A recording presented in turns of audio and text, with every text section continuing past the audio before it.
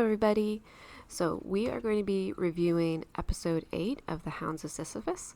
This is season 1 and we are going to be doing this until the release of season 2. So let's go ahead and dive into episode 8. I have to do a quick interjection because I keep forgetting to mention it. The episode titles. Oh my goodness, why do I forget to talk about these?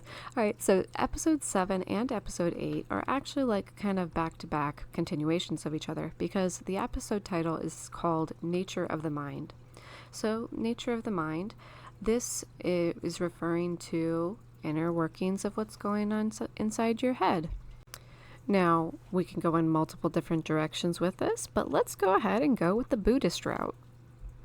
Now, I can't say that I'm the best person to explain this, but this is actually a Buddhist way of thinking. So you can search Nature of the Mind, Buddhism, and you can learn more about it. But basically, when we talk Nature of the Mind, this is breaking down how the mind works. So the inner narrator, the person that creates things, the soul that is the thinker of you.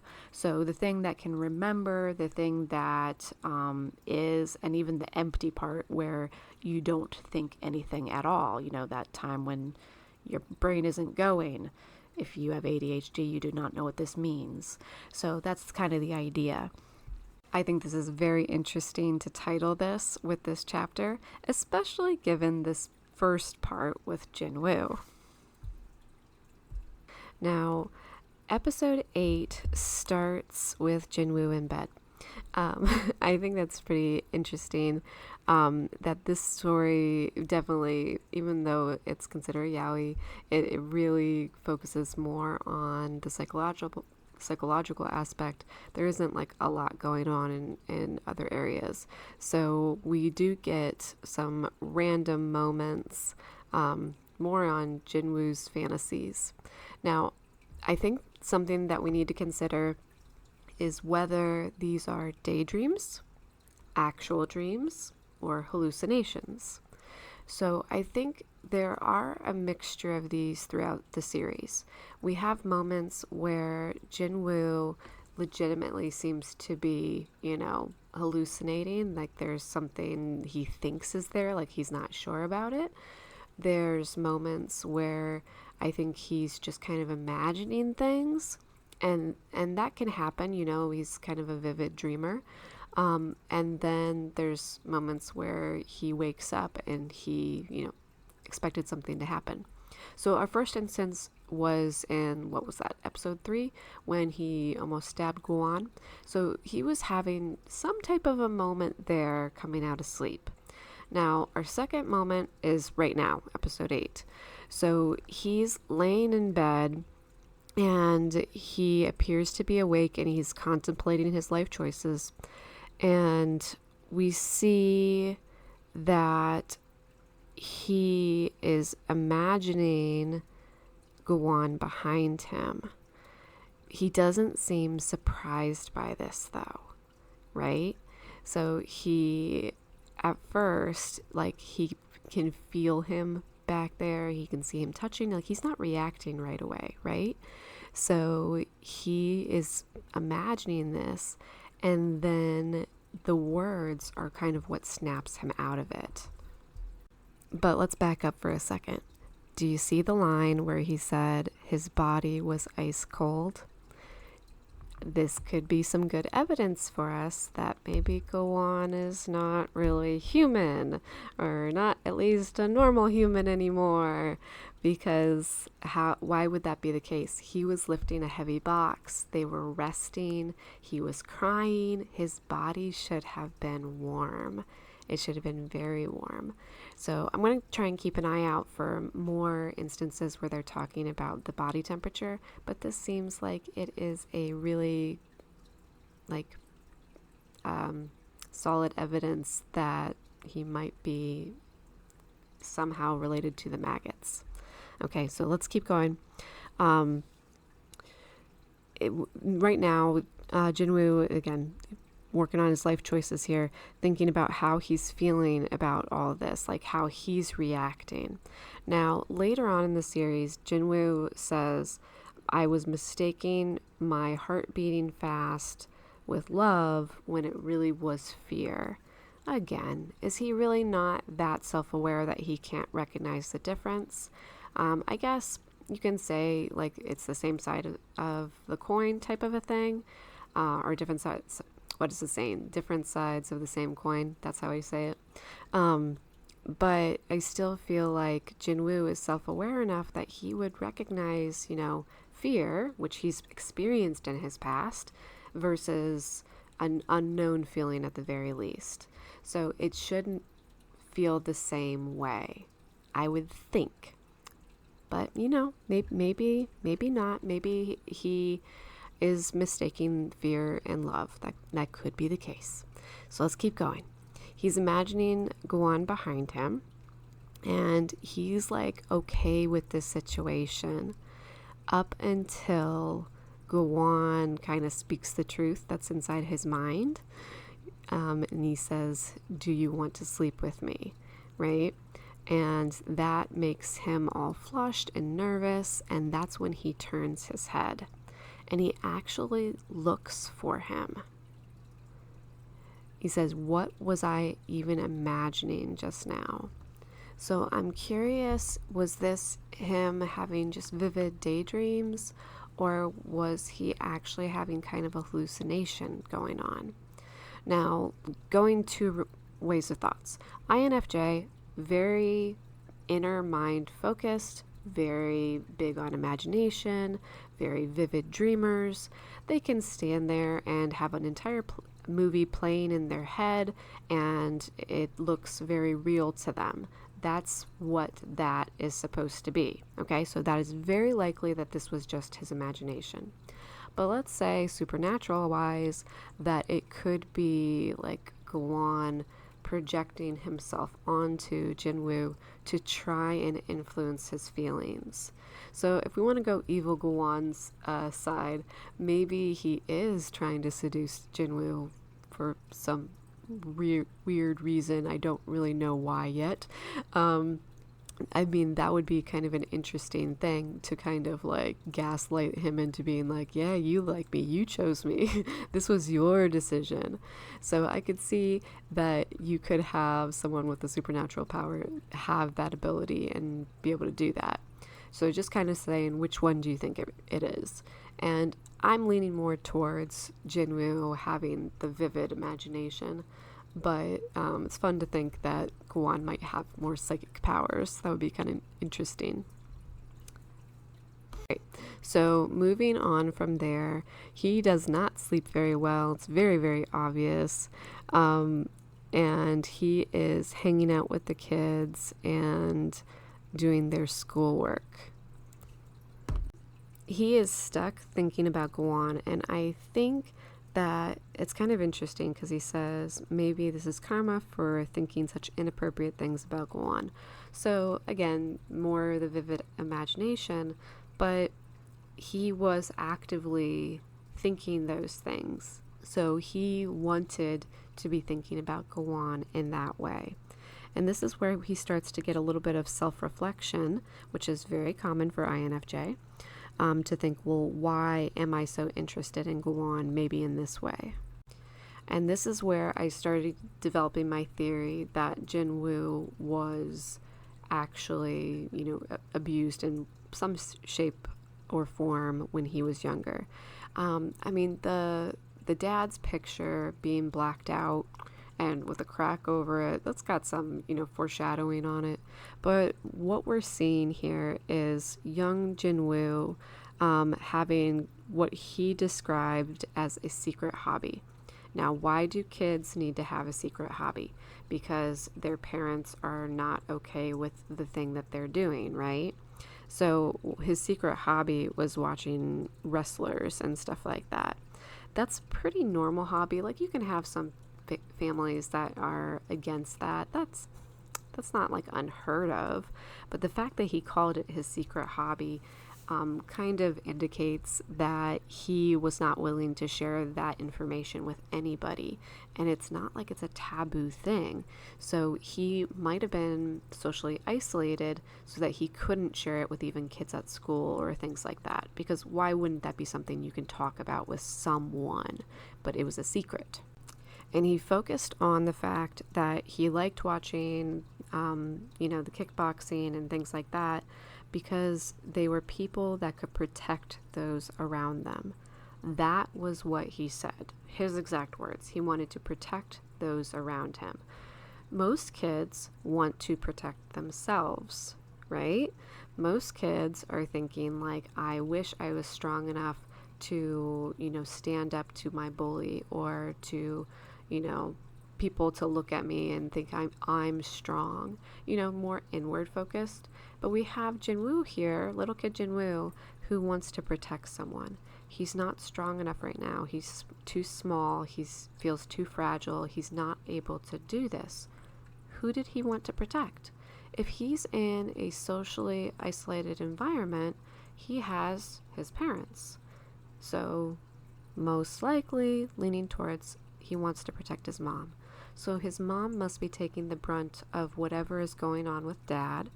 And then when she's gone and out of the way, dad turns to Jinwoo. You see where I'm going here?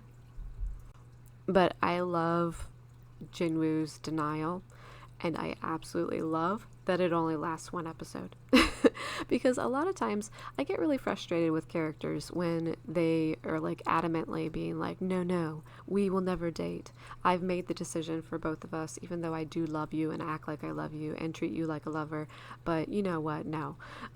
So I love that he was at least open with the emotional side of it, saying like at the end, you know what? I might actually like this guy. But I'm getting ahead of myself because we're not there yet. Okay, switching back to Jinwoo's past. He says, but now that I try to remember, I can't quite recall who was even part of my life back then. So, okay, there's a lot going on with that. That's pretty loaded, right? What causes people to forget their past? Head injuries, PTSD, suppressing your childhood. I mean, there are happy people that forget their childhood and they start to think too much of it and they wonder what's going on there. Stuff happens. It's not like a guarantee that this is what it is. But we are reading a fictional story where the author is trying to lead us somewhere. So I'm thinking that we tug on this string. So I really think that Jinwoo had a very rough childhood, and Gowon was probably justified in his actions. Just saying. But I am very biased. All right, I also love that Jinwoo is looking up the dictionary definition of admiration.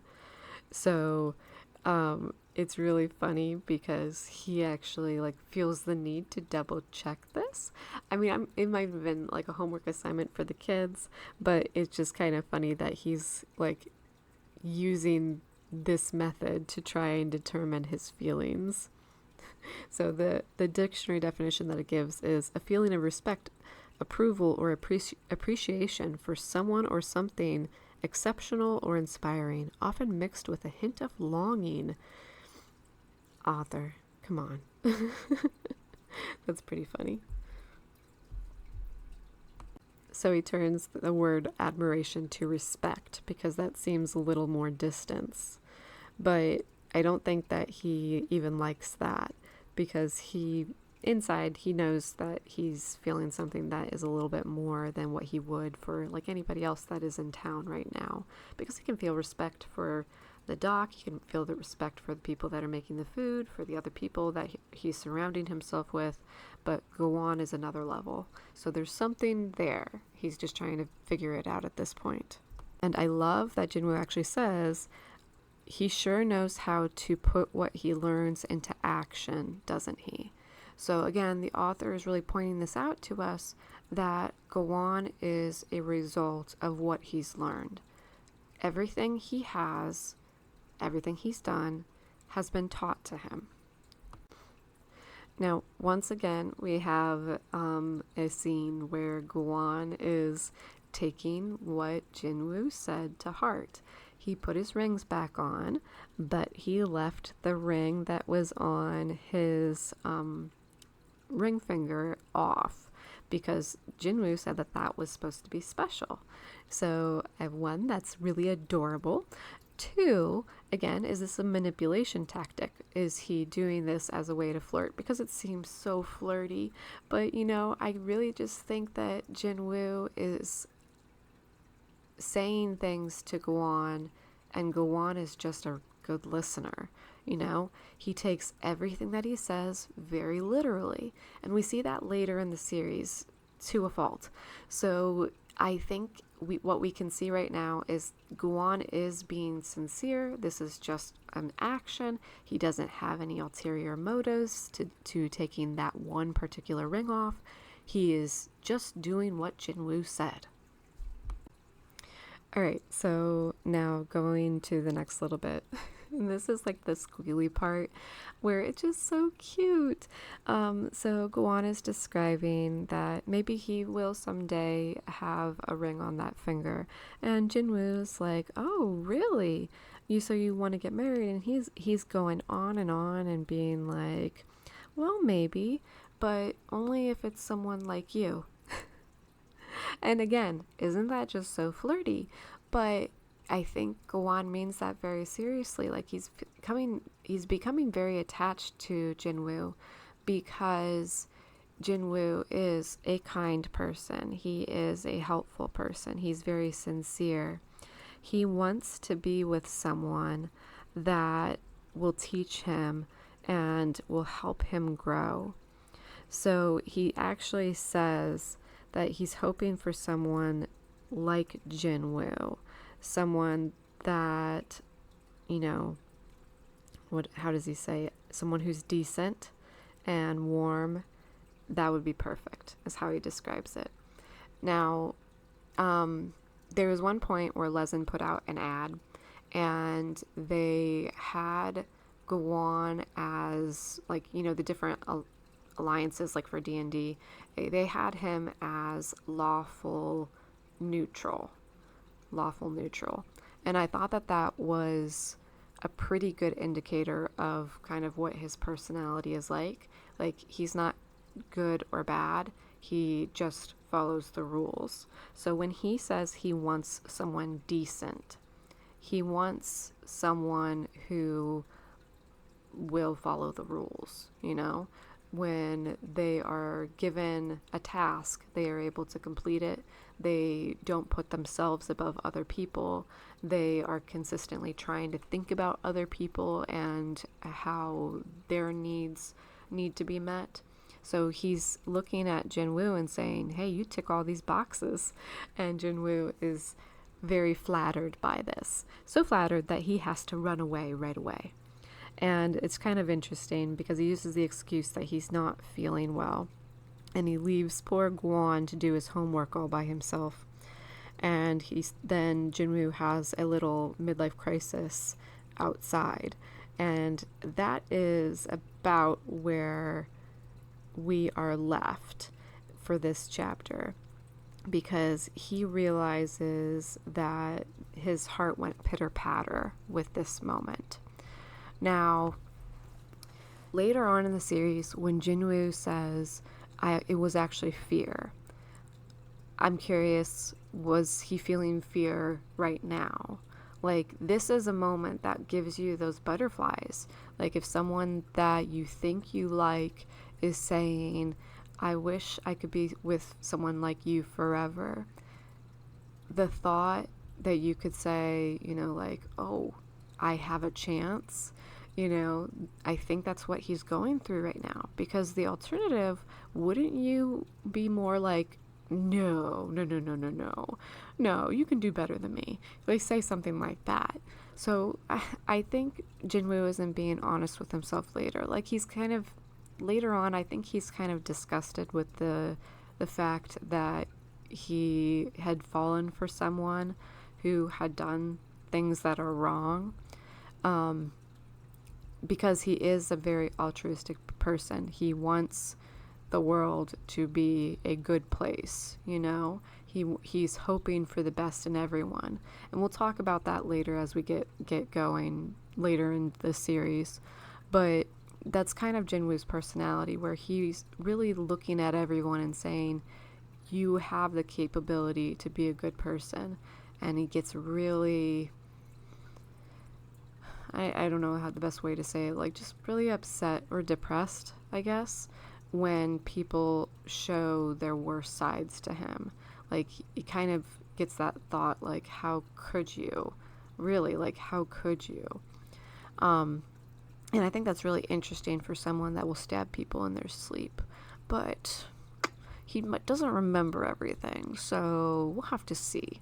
It'll be interesting to see. Does Jinwoo have kind of an alternative personality? Does he have that past that he's suppressing? Like, was it dirtier than just, you know, the normal trying to survive the apocalypse, or was it more dark in the sense that he was hurt and a part of him is just trying to defend himself? You know, like when you are backed into a corner, how are you going to react? So it could be Jinwoo feeling that still, where he was attacked by someone he cared about, and he now still feels that someone else could do the same thing. Because if his family would do that, why wouldn't anybody else do that? So we could have some pretty dark moments going forward for this series, as if it wasn't already kind of dark. But we'll see. So we'll do chapter 9 next time. Thank you.